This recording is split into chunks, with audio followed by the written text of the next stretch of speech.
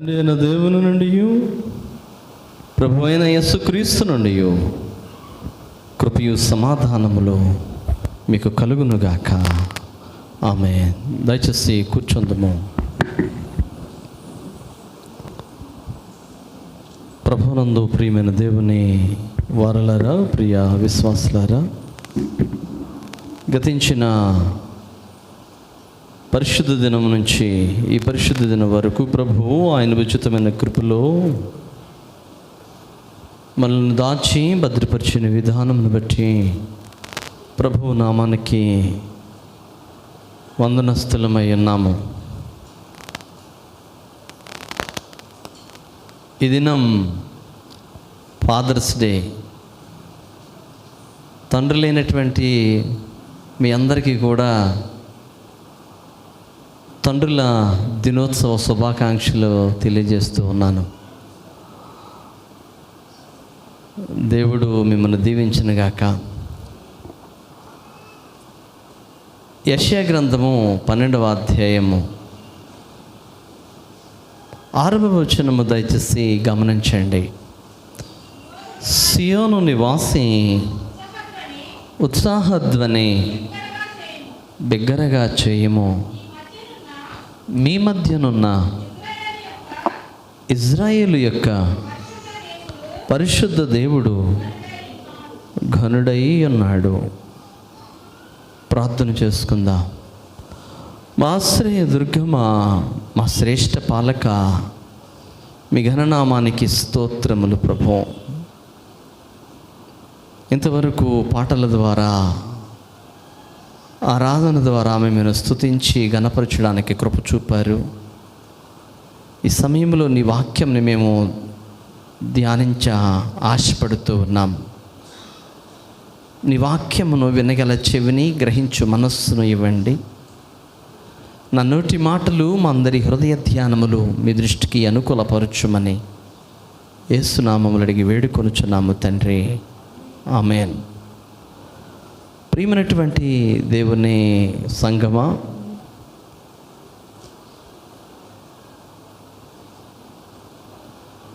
మీ అందరికీ కూడా తెలిసిన ఒక విషయం చెప్తాను. ప్రపంచవ్యాప్తంగా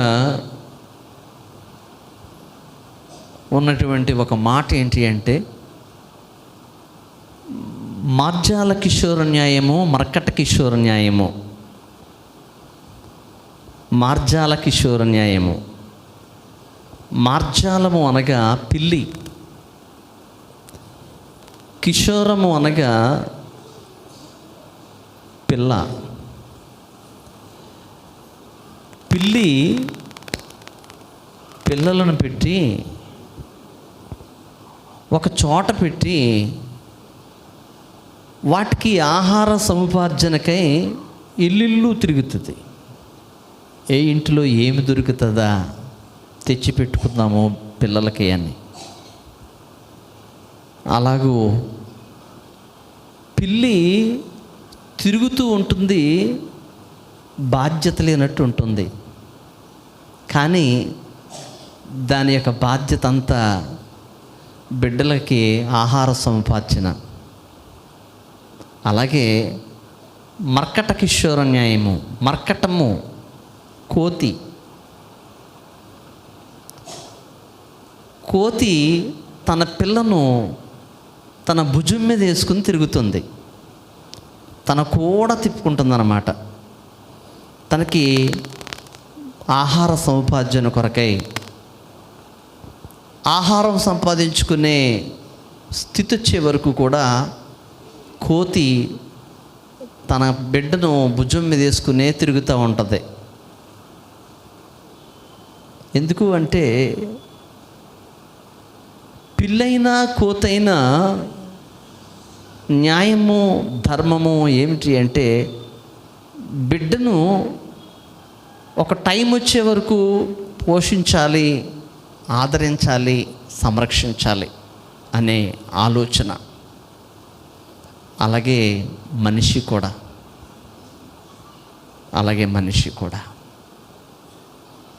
ప్రతి వ్యక్తి కూడా భర్త అవుతాడు, భార్య అవుతుంది, వారికి బిడ్డలు ఉంటారు. ఈ బిడ్డలని ఏదో రీతిగా ప్రత్యక్షంగానో పరోక్షంగానో వారి యొక్క స్థాయిలో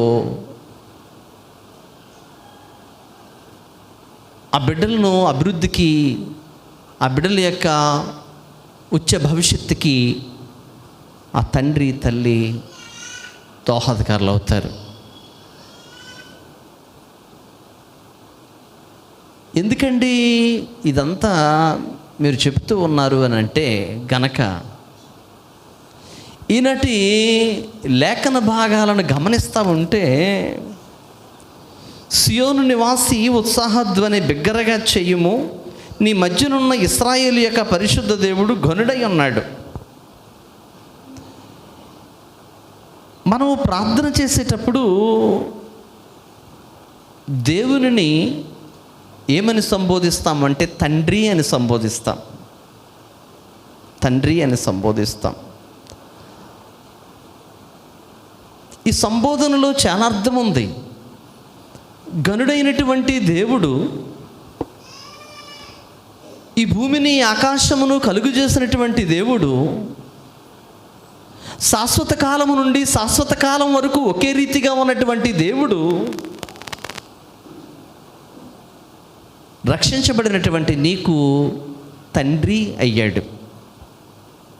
ఇప్పుడు విశ్వాసికి దేవునికి ఉన్నటువంటి బంధము ఎట్లాంటిదయ్యా అంటే తండ్రికి కుమారునికి ఉన్నటువంటి బంధం.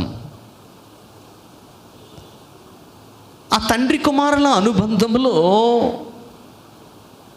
ఈనాటి సువార్తల పాఠ్యభాగము లూకా సువార్త 15వ అధ్యాయము 11వ వచనం నుంచి 32వ వచనం వరకు ఉన్నటువంటి పాఠ్యభాగాన్ని మనం గమనిస్తే గనక అక్కడ కనిపిస్తున్నటువంటి ఒక విషయం ఏమిటి అంటే తండ్రి ప్రేమ. లూకా సువార్త 15వ అధ్యాయంలో 3 ఉపమానాలు ఉంటాయి. మొదటి ఉపమానము తప్పిపోయిన గొర్రెని వెతుకుతూ ఉన్నటువంటి గొర్రెల కాపరి. రెండవ ఉపమానము పోగొట్టుకున్నటువంటి నాణెమును వెతుకుతూ ఉన్నటువంటి ఒక స్త్రీ. మూడవ ఉపమానము ప్రొడిగల్ సన్, తప్పిపోయినటువంటి కుమారుని కొరకు ఎదురు చూస్తూ ఉన్నటువంటి ఒక తండ్రి. మనందరికీ కూడా సుపరిచయమైనటువంటి భాగము కదా. సండే స్కూల్ చైల్డ్ దగ్గర నుంచి ప్రతి ఒక్కరికి కూడా ఈ తప్పిపోయిన కుమారుడు అనబడినటువంటి ఈ శీర్షిక చాలా అందరి మనస్సులోని అందరి నోట్లోని ఉండే ఒక భాగం. అయితే ప్రియమైన దేవుని బిడ్డలారా గమనించండి, దీనికి ఒక అందమైనటువంటి అంశాన్ని చేకూరిస్తే గనక ఈనాటి సందర్భానికే తండ్రి ప్రేమ. 4 విషయాలు మీకు జ్ఞాపకం చేయాలనుకుంటున్నాను.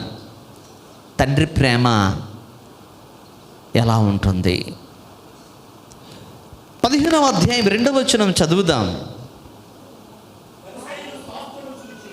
లూకా సువార్త 15వ అధ్యాయము 12వ వచనం.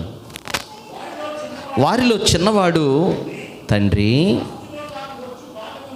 ఆస్తిలో నాకు వచ్చు భాగమిమ్మని తన తండ్రిని అడుగగా అతడు వారికి తన ఆస్తిని పంచిపెట్టెను. ప్రియమైన వారులరా గమనించండి, తండ్రి ప్రేమలో మొదటి మాట కుమారుని ఇష్టాన్ని గౌరవించిన తండ్రి. కుమారుని ఇష్టాన్ని గౌరవించిన తండ్రి. ఏమండి, ఈ కథలో ఇది ఉపమానమే. ఉపమానములో ఒక కుటుంబం ఉంది. ఈ కుటుంబంలో తండ్రి ఉన్నాడు, 2 కొడుకులు ఉన్నారు. 2 కొడుకుల్లో చిన్నవాడు అన్నాడు, తండ్రి నా ఆస్తిని నాకు ఇవ్వు, నా ఆస్తిని నాకు ఇవ్వు, అనగా నీ ఆస్తిలో నాకు వచ్చే భాగం ఇవ్వు. ఆలోచించు, ఏ బిడ్డైనా తండ్రి ఆస్తిని అడగడానికి రైట్ ఉందా? ఒకటంటాము, నాకు రైట్ ఉందండి అంటాం. రెండవ కోణంలోకి వెళ్తే అసలు ఈ శరీరమే ఆ తండ్రి తల్లి ఇచ్చింది, నీకు రైట్ ఎక్కడుంది? ఈ శరీరమే, ఈ తనువే దేవుని మహాకృపను బట్టి, దేవుడిచ్చినటువంటి ఈ యొక్క ఆశ్చర్యమైనటువంటి ప్రక్రియను బట్టి దేవుడిచ్చాడు. తల్లిదండ్రులకు నిన్ను ఎలాగూ తండ్రిని అడగగలవు, కానీ తండ్రి కని పెంచినటువంటి తండ్రి బిడ్డ యొక్క ఇష్టాన్ని ఎప్పుడూ కూడా గౌరవిస్తూనే ఉంటాడు. కుమారుని ఇష్టాన్ని తండ్రి ఎప్పుడూ గౌరవిస్తూనే ఉంటాడు. ఏమడిగినా సరే తండ్రి ఎప్పుడూ కాదనడు. తండ్రి కుటుంబానికి ఎలాంటి వాడయ్యా అంటే ఒక చెట్టు లాంటి వాడు. మనము తల్లుల దినోత్సవం చేస్తాం, ఇంకా ఎదురుకెళ్తే మదర్స్ సండే చేస్తూ ఉంటాం అంగరంగ వైభవంగా. అన్నీ పిన్ పాయింట్ మీద నోట్ చేస్తూ ఉంటాం, కానీ ఫాదర్స్ సండే చేస్తామా? తండ్రుల దినోత్సవం, తండ్రుల ఆదివారం చేస్తామా? కానీ ఒకటి గమనించండి, తండ్రి ఆ కుటుంబానికి చెట్టు లాంటి వాడు.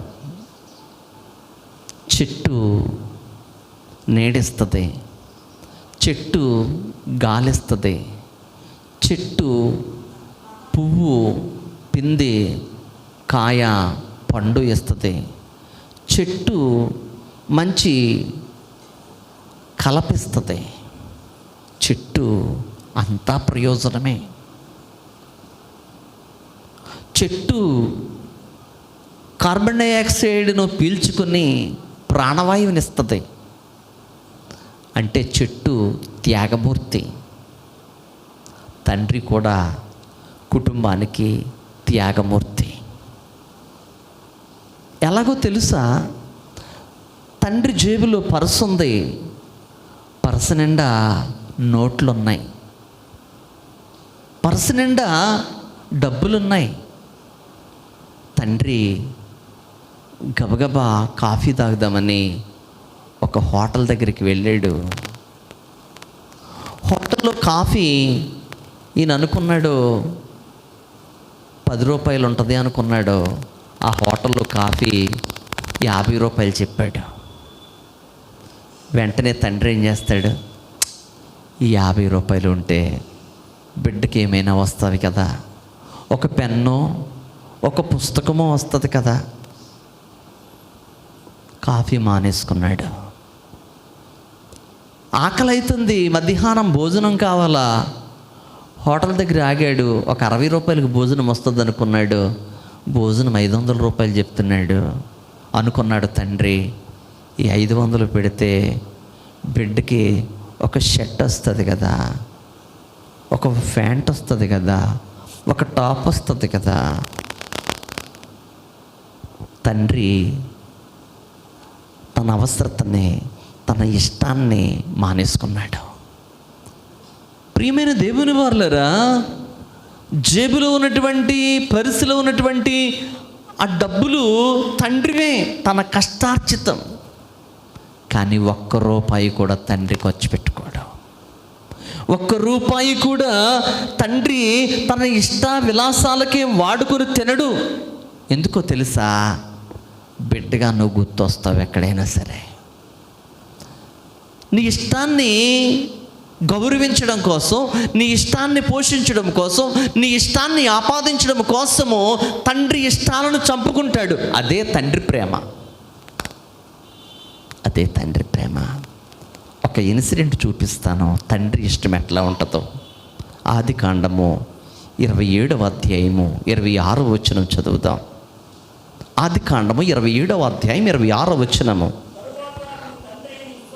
తరువాత అతని తండ్రి అయిన ఇస్సాకు, నా కుమారుడా, దగ్గరకు వచ్చి నన్ను ముద్దు పెట్టుకో అతనితో చెప్పాను. అతడు దగ్గరకు వచ్చి అతనిని ముద్దు పెట్టుకొనెను. అప్పుడు అతని వస్త్రములను వాసన చూచి అతనిని దీవించి ఇట్లనెను, ఇదిగో నా కుమారుని సువాసన యెహోవా దీవించిన చేని సువాసన వలె ఉన్నది. చాలండి. గమనించండి ప్రియమైన దేవుని వారలారా, తండ్రి ఈ ఇన్సిడెంట్లో తండ్రి తన కుమారుణ్ణి, నైనా ఏశావు భోజనం తెచ్చిపెట్టు అన్నాడు. ఒరిజినల్గా ఏశావు అడవికి వెళ్ళాడు, కానీ చిన్న కుమారుడైనటువంటి యాకోబు భోజనం తీసుకొచ్చాడు. భోజనం తిన్నాడు. భోజనము తిన్న తర్వాత తండ్రి అడుగుతున్నాడు, నాన్నా నా దగ్గరికన్నా రావయ్యా. చాలామంది పిల్లలు పెద్దోళ్ళు అయిన తర్వాత వృద్ధులైపోయినటువంటి తండ్రిని తల్లిని హత్తుకోవడానికి ఇష్టపడరండి. వృద్ధులైనటువంటి తండ్రిని తల్లిని తాకడానికి ఇష్టపడరు. వృద్ధులైనటువంటి తల్లిదండ్రులను ముద్దు పెట్టుకోవడానికి ఇష్టపడరు. వృద్ధులైనటువంటి తల్లిదండ్రులతో కలిసి భోజనం చేయడానికి ఇష్టపడరు. వృద్ధులైనటువంటి తల్లిదండ్రులతో కలిసి ముచ్చటించడానికి ఇష్టపడరు. ఎంత దారుణమైనటువంటి పరిస్థితి! ఎంత దారుణమైన పరిస్థితి! తండ్రిని ఎప్పుడైనా సరే, నువ్వెంత పెద్దవాడివైనా, ఎంత పెద్దదానివైనా సరే, తండ్రిని తల్లిని ఒక్కసారి హగ్ చేసుకున్నావా? రకరకాల హగ్గులు ఆశిస్తూ ఉంటాం మనం. ఈ లోకములో చాలామందితో కౌగులింపులు, స్నేహితునితో కౌగులింపు ఆశిస్తూ ఉంటాము, స్నేహితురాలతో కౌగులింపులు ఆశిస్తూ ఉంటాం. తల్లిని తండ్రిని కౌగులించుకోవడానికి ఇష్టపడం. ఎందుకు?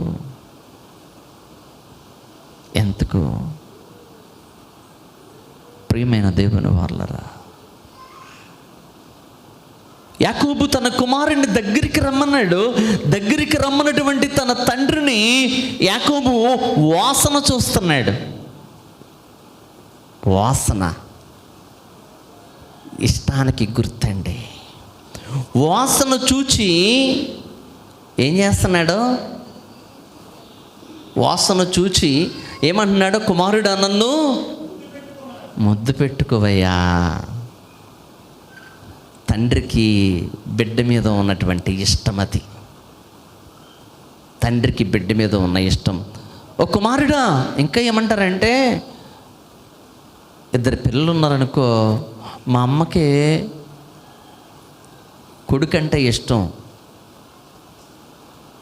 నేనంటే ఇష్టం ఉండదని కూతురు అంటది. మా నాన్నకి కూతురంటే ఇష్టం, కొడుకంటే ఇష్టం ఉండదని కొడుకు అంటాడు. అసలు ఆ టెక్స్ట్లో చూడండి, తండ్రి భోజనం తెమ్మన్నది పెద్ద కొడుకుని, తెచ్చింది చిన్న కొడుకు. నిజంగా తండ్రి వాసన చూచినప్పుడు అదే గనక మెయింటైన్ చేస్తే, పెద్ద కొడుకు ఒక వాసన, చిన్న కొడుకు ఒక వాసన ఉండడంటే, అక్కడన్నా వాసన చూసినప్పుడు, నాయనా నువ్వు నా పెద్ద కొడుకు కాదు, నా చిన్న కొడుకు అనొచ్చుగా. అనలా. ఏమంటున్నాడు? నా కుమారుని యొక్క సువాసన యెహోవా చేత దీవించబడిన చేను సువాసన వలె ఉన్నది. బా, ఎంత అద్భుతమండి! యెహోవా దీవించిన చేను. యెహోవా ఏ చేనుని దీవించాడు? ఆదికాండము 2వ అధ్యాయంలో ఉంటుంది. ఒక అద్భుతమైనటువంటి పొలం ఉంది, ఒక అద్భుతమైనటువంటి వనం ఉంది. ఆ వనము ఏదైనా వనం. అది యెహోవా దీవించాడు. అది యెహోవా చేత దీవించబడినటువంటి వనం, పొలం, అందమైనటువంటి ఉద్యానవనం. ఇదిగో తండ్రి అయినటువంటి యాకోబు తన కుమారుడైనటువంటి తండ్రి అయిన ఇస్సాకు తన కుమారుడైనటువంటి యాకోబు యొక్క వాసన ఎలా ఉన్నదంట? యెహోవా చేత దీవించబడిన చేని సువాసన. కుమారుని ఇష్టాన్ని గౌరవించే తండ్రులు ఊరకనే గౌరవించరు. ఆ తండ్రి ఆ బిడ్డని దేవుడిచ్చిన వరంగా భావించుకుని గుండెల మీద పెట్టి పెంచుకుంటాడు. నీ చిన్న కాళ్ళు నెలల్లోని 1-2 సంవత్సరాల్లో ఉన్నటువంటి ఆ చిన్న కాళ్ళు ఆయన పొట్ట మీద వేసుకుని పడుకుంటే ఆ కాళ్ళు వచ్చి గుండెల మీద తన్నుతూ ఉంటే చెప్తూ ఉంటాడు, నా కొడుకు నన్ను ఎలా తన్నుతున్నాడో గుండెల మీద, నా కూతురు నన్ను ఎంత అందంగా తన్నుతుందో గుండెల మీద సంతోషిస్తారండి. కాబట్టి ప్రతి తండ్రి కూడా కొడుకు ఇష్టాన్ని గౌరవిస్తాడు. తండ్రికి ఉన్నటువంటి 2 కొడుకుల్లో చిన్నవాడు వచ్చి నా ఆస్తిలో భాగమిమ్మో, నీ ఆస్తిలో వెంటనే సెటిల్ చేసి ఆస్తిలో భాగం ఇచ్చాడు. రెండో విషయం చెప్తాను, తండ్రి ప్రేమ. రెండో విషయం ఏంటో తెలుసా? తండ్రి ప్రేమను వదిలేసిన కొడుకు. మొదటి విషయం ఏంటి? కుమారుని ప్రేమను గౌరవించిన తండ్రి, కుమారుడి ఇష్టాన్ని గౌరవించిన తండ్రి. రెండో విషయము, తండ్రి ప్రేమను వదిలేసిన కొడుకు. ప్రతి కొడుకు కూడా వదిలేస్తాడండి, ప్రతి కూతురు వదిలేస్తుందండి. చూడండి ఇక్కడ 12వ వచనంలో, లూకా సువార్త 15వ అధ్యాయం 12వ వచనం, చిన్నవాడు తండ్రి ఆస్తిలో నాకు వచ్చు భాగమిమ్మని తండ్రిని అడుగగా అతడు తన ఆస్తిని పంచెను. కొన్ని దినములైన తరువాత ఆ చిన్న కుమారుడు సమస్తమును కూర్చుకుని దూరదేశమునకు ప్రయాణమైపోయి అక్కడ తన ఆస్తిని దుర్వ్యాపారము వలన పాడు చేసెను. చాలండి ప్రియమైన దేవుని వల్లరా, గమనించండి. ఆస్తి రాగానే కుమారుడు చేసిన పనేంటో తెలుసా? తన తండ్రిని వదిలి వెళ్ళిపోయాడు.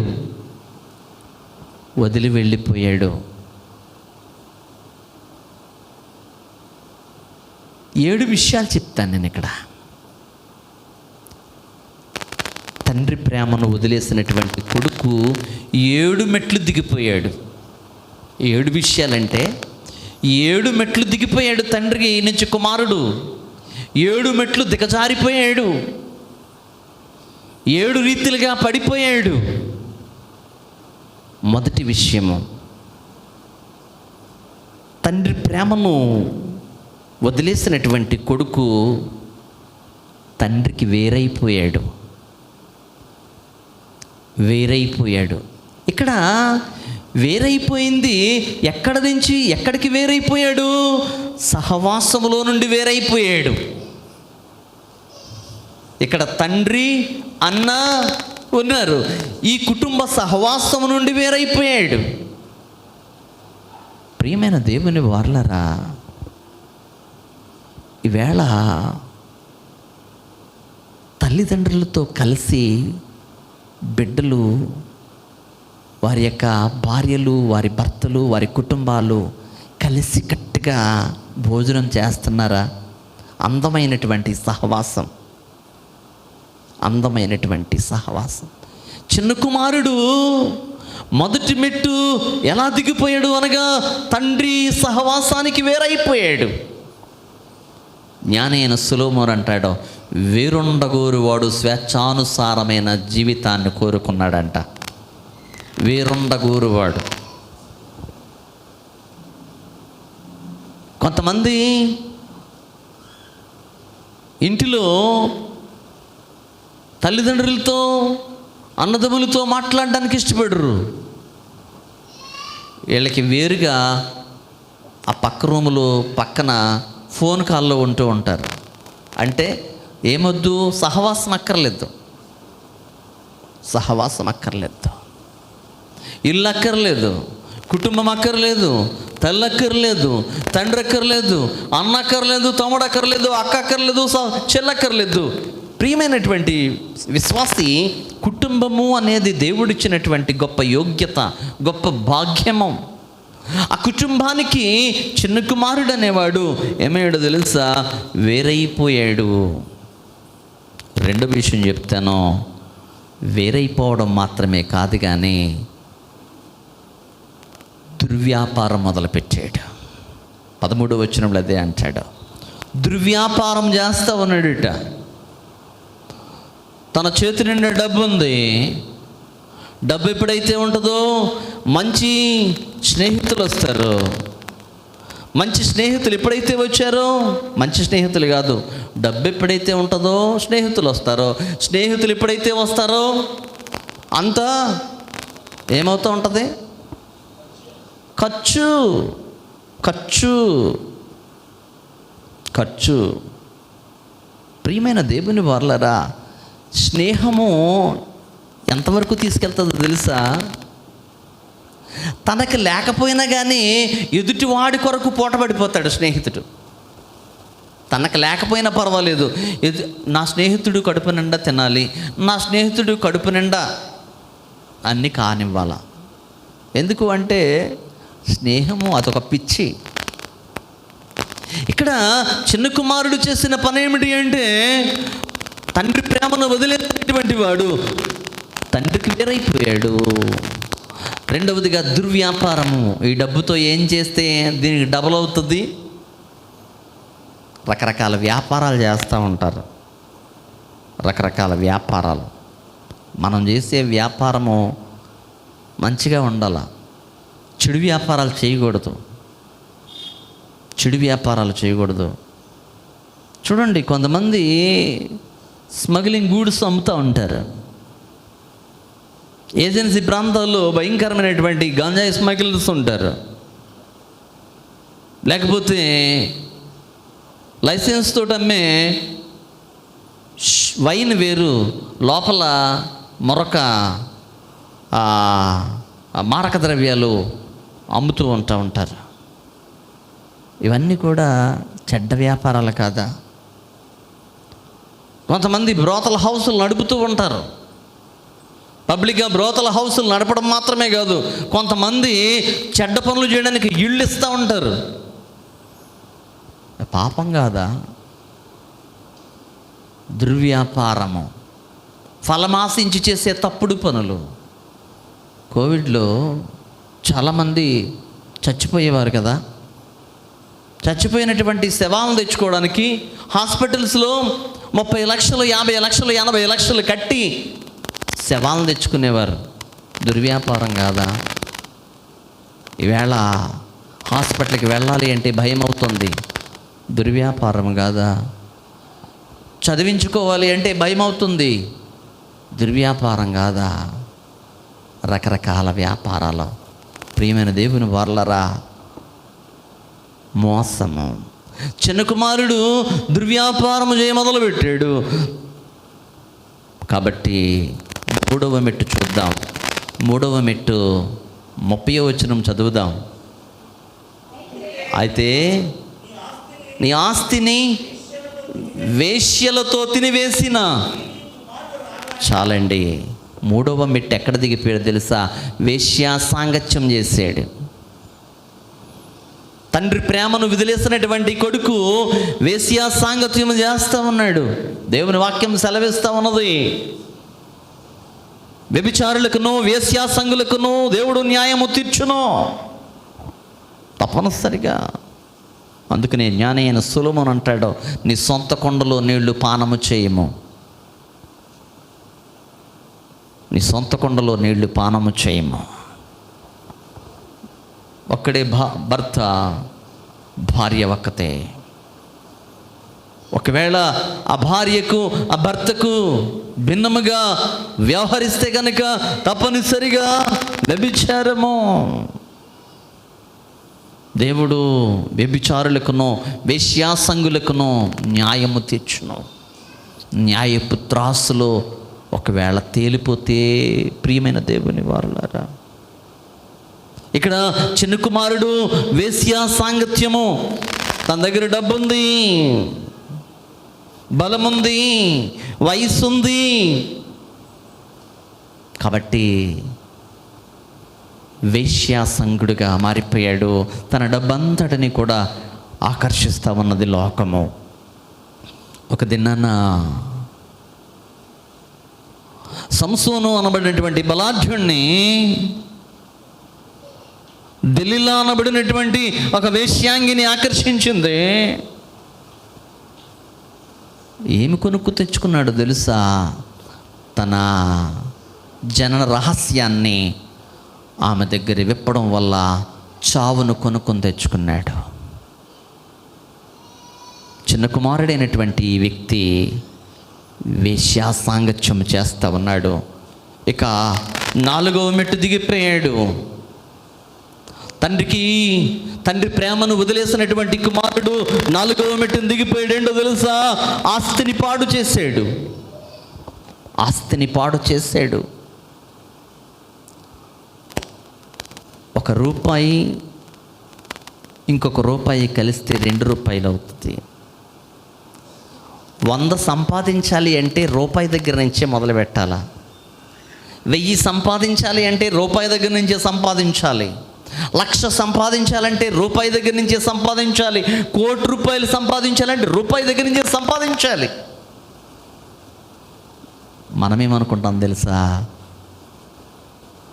పర్వాలేదు, ₹100 ఉన్నాయి కదా, ఇందులో ఒక ₹50 ఖర్చు పెట్టి చక్కగా మాంసం తెచ్చుకుని తినేద్దాం ఈవేళ. మరి రేపేంటి పరిస్థితి చూద్దాంలే. వాక్యంలో చెప్పాడు కదా, రేపటిని గురించి ఆలోచించొద్దని. ఆ కాంటెక్స్ట్ వేరు. ఆ సందర్భం ఏంటంటే, జ్ఞానస్తులు అంటాడు, రేపటిని గురించి ఆలోచించుకు. చాలామంది రాత్రిలు నిద్ర పట్టక రేపేమి జరుగుతుందో భయము, ఆందోళన, గుండాగిపోయే పరిస్థితులు, రేపేమి జరుగుతుందో అట్లాంటి వాళ్ళతో అంటా ఉన్నాడు. రేపేమి జరుగునో నీవు ఆలోచించుకో, రేపటిని గురించి చింతించుకో. కానీ ఈ కాంటెక్స్ట్ అలా కాదు. తన ఆస్తినంతయు పాడు చేశాడు. దుర్వ్యాపారం చేసి, వేశ్యాసాంగత్యం చేసి తన ఆస్తినంతయు పాడు చేశాడు. దేవుడి వేళ నీకు ఇస్తాడు ₹10, ₹100. ₹10లోది ₹1 తీసి వెనక పెట్టు. రూపాయి ఒక ₹100 పొదుపు చూస్తావు. ₹100లో ₹10 తీసి ప్రక్కన పెట్టు. ₹10 ఒక ₹100 చూస్తావు. ఒక ₹1000లో ఒక ₹100 ప్రక్కన పెట్టు. ₹100 ₹1000 చూస్తావు. ఎలా వచ్చింది నాకు, ఎలాగొస్తుంది అంటే, ఆ వేళ తెచ్చుకున్నటువంటి 200 ₹100 తాగేసి ₹100 మాంసం తెచ్చేసుకుని తినేస్తే మరి తర్వాత రోజు ఎలా ఉంటుంది? ఇంకోటి గమనించు, నా చేతిలో ఉన్న మైక్ ఉంది, ఇన్ని సంవత్సరాలని గ్యారంటీ ఉంటుంది, దీనికి వారంటీ ఉంటుంది. అయితే ఈలోపు ఈ సంవత్సరం కాలానికి కొంచెం తరిగిపోతూ ఉంటుంది దీని స్టామినా. ఇందులో ఉన్నటువంటి ఈ యొక్క ఐటమ్స్ అన్నీ కూడా పాడైపోతాయి ఒక్కొక్కటిని.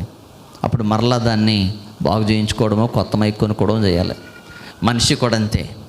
ఈవేళ ఉన్నటువంటి సత్తువ, ఈవేళ ఉన్నటువంటి బలము, ఈవేళ ఉన్నటువంటి జ్ఞానము, ఈవేళ ఉన్నటువంటి ధైర్యము నీకు రేపు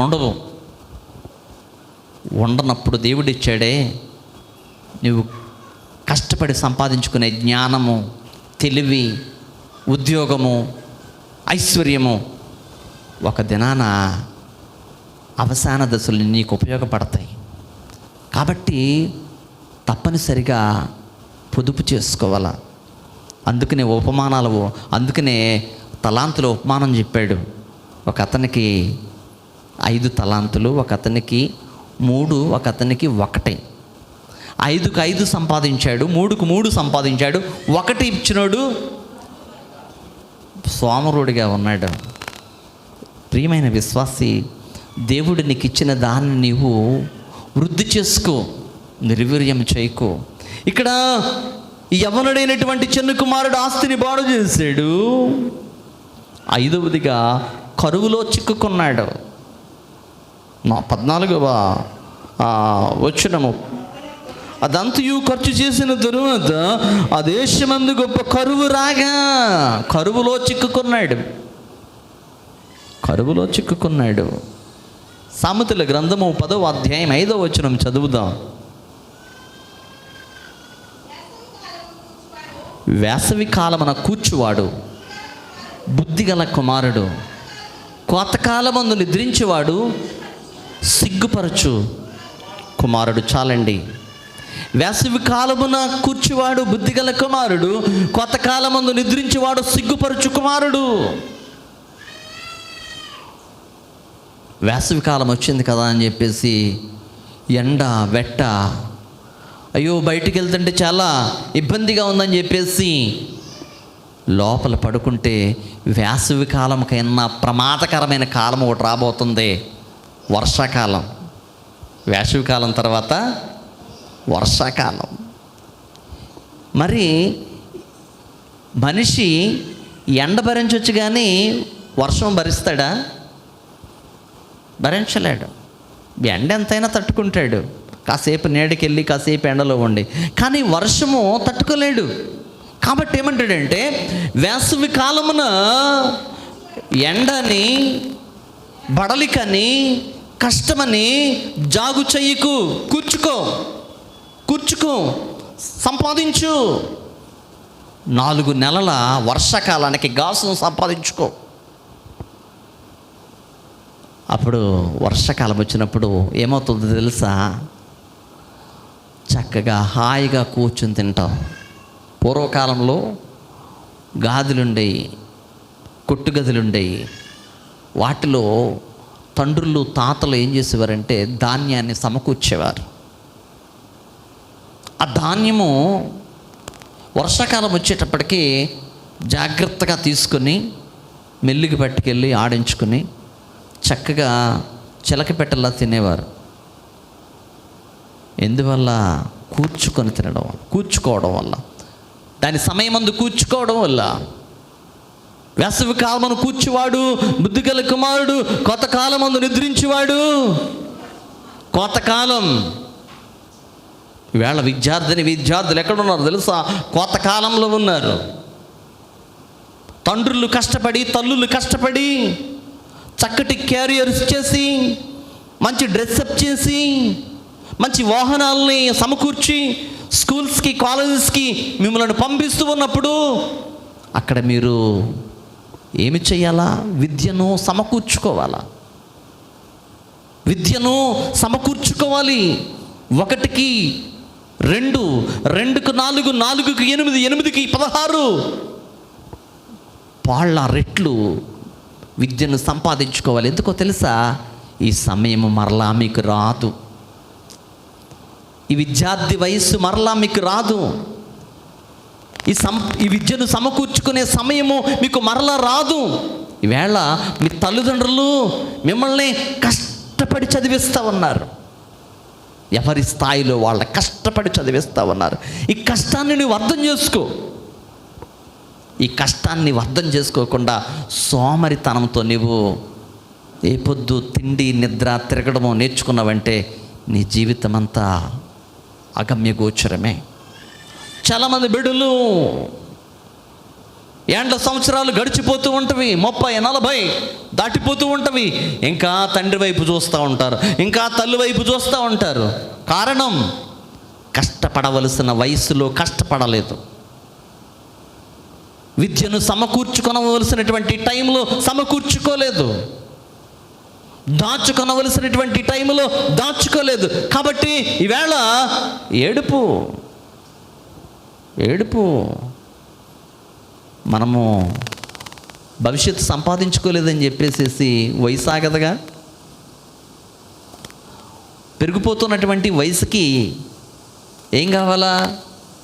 వయసు పెరిగేటప్పటికి భార్య కావాలా, భర్త కావాలా? భార్యాభర్తల సమ్మేళనంలో బిడ్డలు కావాలా? ఇదంతా ఒక పెద్ద ప్రాసెస్. ఈ ప్రాసెస్ అంతా ఎక్కడ ఆధారపడి ఉంది? కోతకాలమున కోత కోసి ఓడవుగా ఉంటేనే నెరవేర్పు, ప్రయోజకుడు అవుతావు. కాబట్టి చిన్న కుమారుడు కరువులో చిక్కుకొనిపోయాడు. ఆ దేశమంతా కరువు దట్టంగా ఉంది.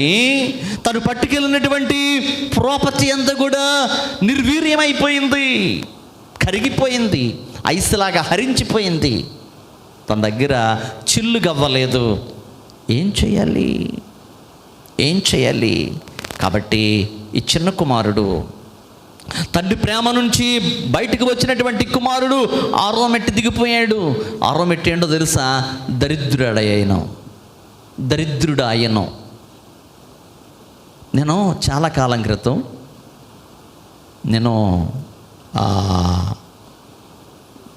బాగా యూత్గా ఉన్నప్పుడు, ఇప్పుడు మీరు యూత్ కాదండి అంటారు, మీరు మోసపోకండి, నేను యంగ్ కాదు. నేను చాలా కాలం క్రితం, ఒక 20 సంవత్సరాల క్రితమే మాట, ఈ స్కిట్స్ రాసేవాడిని. ఒక అందమైనటువంటి స్కిట్ రాశాను తప్పిపోయిన కుమారుడి మీద. 1.5 hour స్కిట్ వేయించాను నేను. ఎవరితో వేయించాను? నాకన్నా పెద్దోళ్ళతో వేయించాను నేను. అందులో ఒక పోర్షను జనాలందరినీ కూడా ఆకట్టుకుంది. నాటకంతానే ఒక అద్భుతమైనటువంటి ఘట్టం ఏంటి అంటే, ఈ తప్పిపోయిన కుమారుడు ఆస్తంతా పాడు చేసుకున్నాడు. ఇతనికి ఆకలి గట్టిగా బాగా వేస్తుంది, ఏడ్చేస్తున్నాడు. ఈ ఆకలి తీర్చుకోవడానికి ఏం చేయాలి అని అనుకుంటే, ఇతనికి ఏ ఉద్యోగము లేదు, ఒక జాబ్ కావాలా. కాబట్టి తనకు సమీపంలో పందులు మేపుకునేవాడు కనిపించాడు.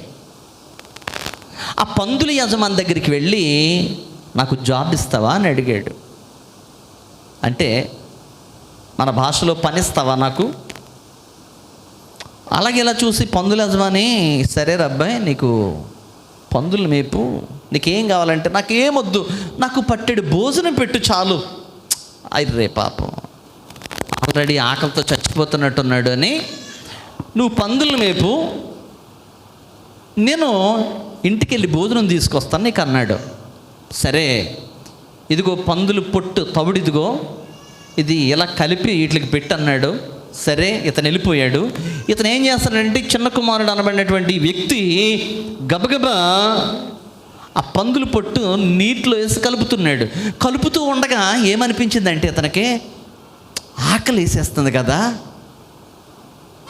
ఈ పొట్టు కొంచెం నేను తినాలనుకున్నాడు. మీకు కథ తెలుసా? ఒక ప్రిజన్లో, ఒక చెరసాల్లో ఒక గుర్రం ఉంటుంది. గుర్రముకి ఎప్పటి నుంచో ఆహారం లేదు, గుగ్గిలు పెడతా లేదు. ఈలోపు ఒక ఉదయం పూట ఒక వ్యక్తి, బాగా తెల్లటి గడ్డం పెంచుకున్నటువంటి వ్యక్తి, ఈ గుర్రం ఎలాగుందని చెప్పేసి ఈ ప్రిజన్లోకి ఇలాగా ముఖమెట్టు చూసాడు. చెరసాల్లోకి